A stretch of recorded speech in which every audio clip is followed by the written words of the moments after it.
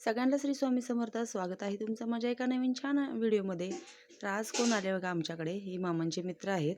चाललेत त्यांच्या गप्पा, जुन्या आठवणी काढून एकमेकांना सांगतायत सगळं. आपण असं हे केलं, तसं कामं केली, राहिलो.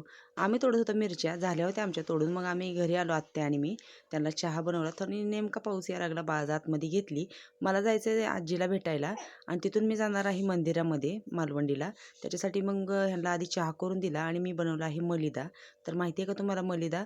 कोणाकोणाला माहिती आहे ते मला नक्की कमेंटमध्ये सांगा. तर मी काय केलं आधी, थोडंसं पीठ मळलं एका चपातीचं. चपाती करून घेतली, त्याला तेल नाही लावायचं. आणि मग काय केलं, चुरून घेतली आणि त्याच्यात छान अशी साखर मिक्स केली. आता मी गडबडीमध्ये बाकीचं काही इलायची बडीशेप काही घातलेलं नाही आहे, कारण पावसाचं वातावरण झालं आहे आणि परत मग आजीकडे पण जायला उशीर होईल, म्हणून मी मलिदा बनवून घेतला. आजीला गेले भेटायला, नारळ पाणी घेऊन भेटले आजीला. आजी जास्तच थोडीशी आजारी आहे. मग तिथून मी निघाले मंदिराकडे. छान असं बघा, हे मालवणीतलं मंदिर कोणाकोणाला माहिती आहे ते पण मला नक्की कमेंटमध्ये सांगा. किती छान वाटतंय ना. आज इथं गर्दी असते मंदिरामध्ये गुरुवारची. आषाढ महिन्यामध्ये गुरुवारी पण खूप सारी गर्दी असते. तर केवढं सुंदर असं मंदिर आहे बघा हे आतमध्ये. खूप छान असं मंदिर आहे. छान. मग आम्ही नारळ वगैरे फोडला, दर्शन घेतलं, मलिदा वगैरे ठेवला आणि मग तिथून परत आम्हाला उशीर झाला होता.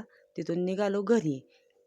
तर मंदिर कसं वाटलं हे मला नक्की कमेंटमध्ये सांगा आणि कोणाकोणाला ही मंदिर माहिती आहे ते पण मला नक्की कमेंटमध्ये सांगा. तर इथे छान असं ह्या मंदिरामध्ये ना ऊद हे केलेला असतो, पेटवलेला असतो. त्याचा वास एवढा सुंदर येतो की बास. छान असं वातावरण झालेलं आहे मस्त. हे हार किती छान बघा, ह्याला शेरा म्हणतात, ते किती छान आहेत बघा. तर मग काय, घरी आल्यानंतर छान असं बेसन बनवलं. गुरुवार दिवशी आमच्याकडे बेसन होतंच. आणि मग मस्त असं पिठलं बनवलं.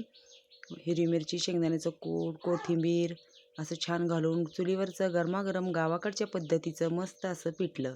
तर कसं वाटलं पिठलं ते मला नक्की कमेंटमध्ये सांगा. आत्याने तिकडे भाकरी म्हणजे जेवायला वाढायला सुरुवात केली, भाकरी म्हणून ताटात ठेवल्यात. तिकडे खूप सारे शेंगदाणे भाजून घेतलेले आहेत. तर या सगळ्यांनी छान असं गावाकडचं रानातलं जेवण करायला.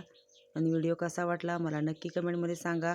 माझ्या चॅनलवर नवीन असेल तर चॅनलला नक्की सबस्क्राईब करा. भेटूया पुढच्या व्हिडिओत.